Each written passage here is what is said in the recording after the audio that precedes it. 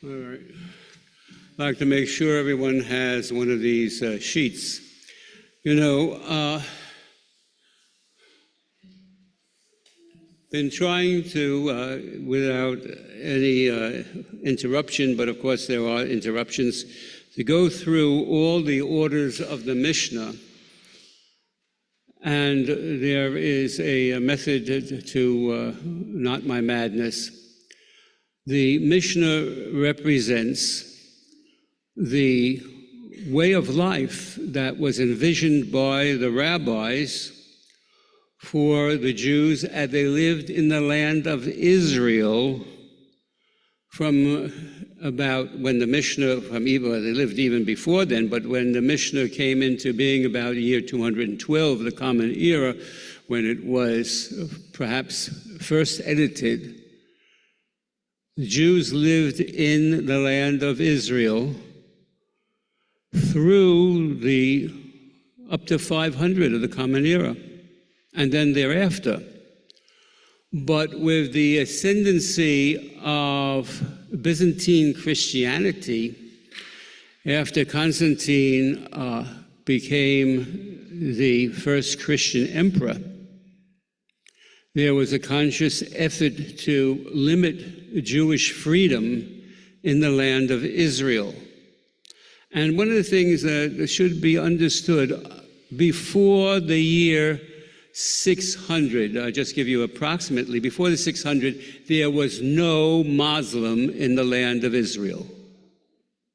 No Muslim in the land of Israel. It was only after the Arabic conquest of that part of the Byzantine Empire, and went all across North Africa and into Spain, as well as east into what is now Iraq and Iran.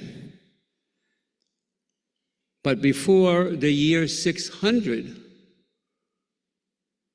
the Muslim faith was only in Arabia. And so the whole idea that the Jews are colonists is a lie. And after the successive conquest by the Byzantines and by the Muslims, the Jews were consciously forced out of the land of Israel. But they still survived, because Jews still lived in Hebron, in Jerusalem, and in Safed, as well as in other places. So there was always a continuous Jewish presence in the land of Israel. And this is a record of the order of their life. Because as I try to emphasize, there's no such thing really as Jewish law. That's a foreign interpretation. Halakha, as the word means, is how you go through life. And the rabbis regulated in their own mind how everybody should go through life. As a matter of fact, that's found in the Shulchan Aruch. I must say, I'm not as shomer mitzvot as I used to be in my youth, but I still put on my right shoe, my left shoe first, then my right shoe, and I tie my left shoe first, because that's what it says in the Shulchan Aruch.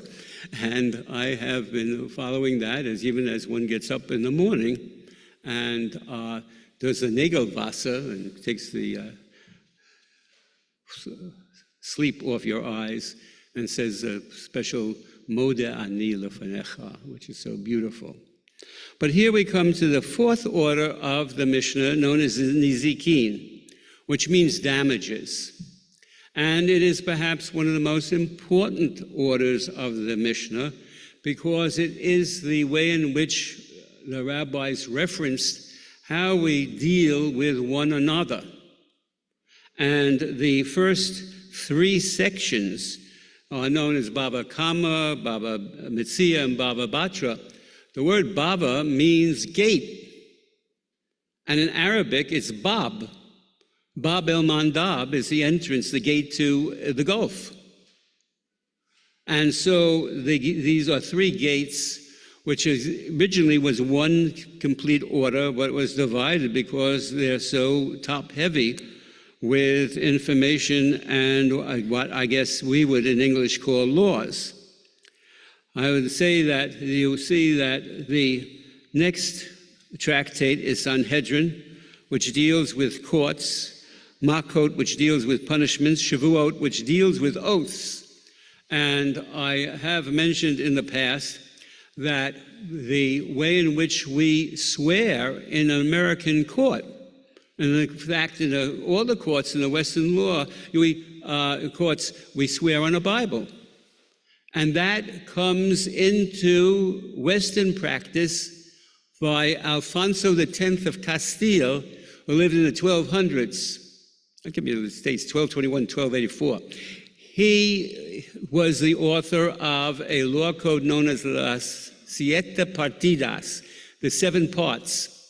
And it is the first time that it is said that you should, when somebody swears an oath, they should swear on the Bible. As a matter of fact, Jews would swear not only on the Torah, but they could swear on the tefillin as well.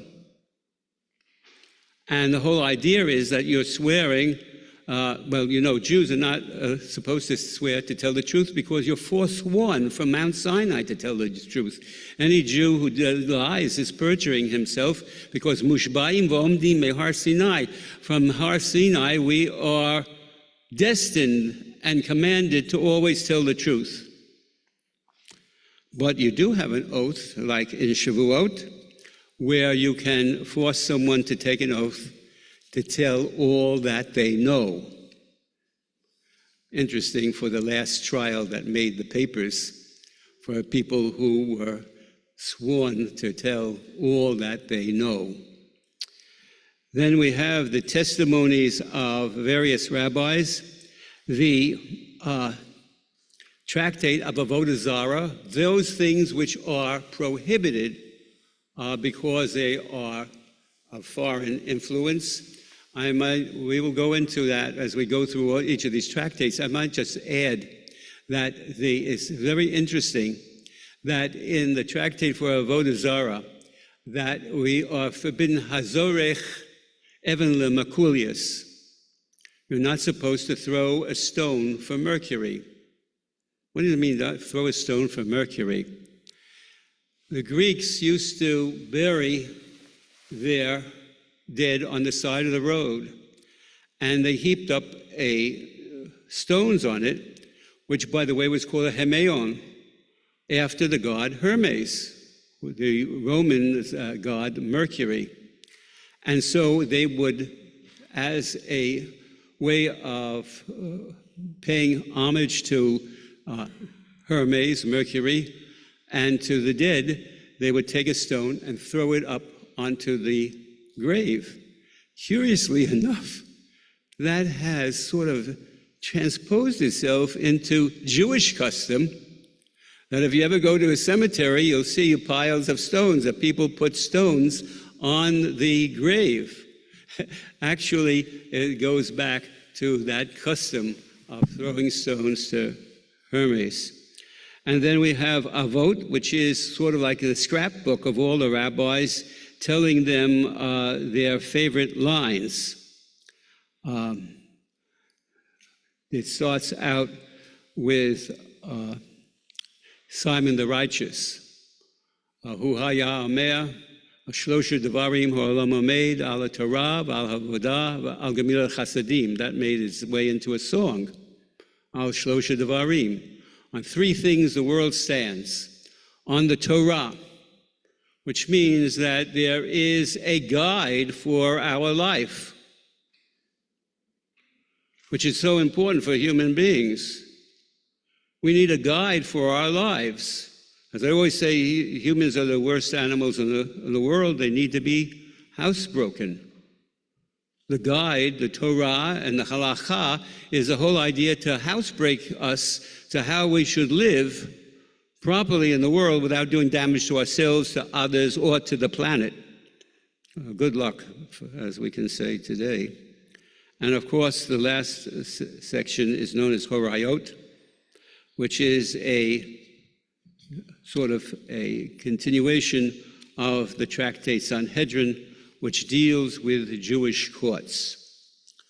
You know, there is a misunderstanding of the Shakespearean expression, first let's kill the lawyers.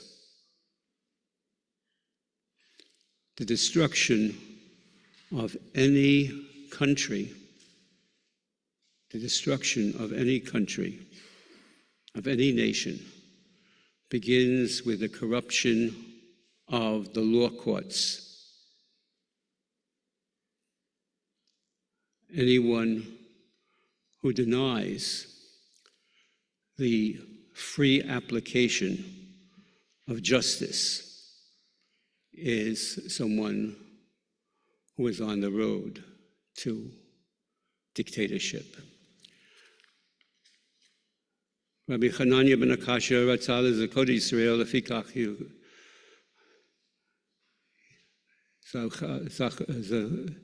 Zachar Otam B'Torah Mitzvot Shenemar Na'Chves Amansiko Yagdil Torah V'Adir.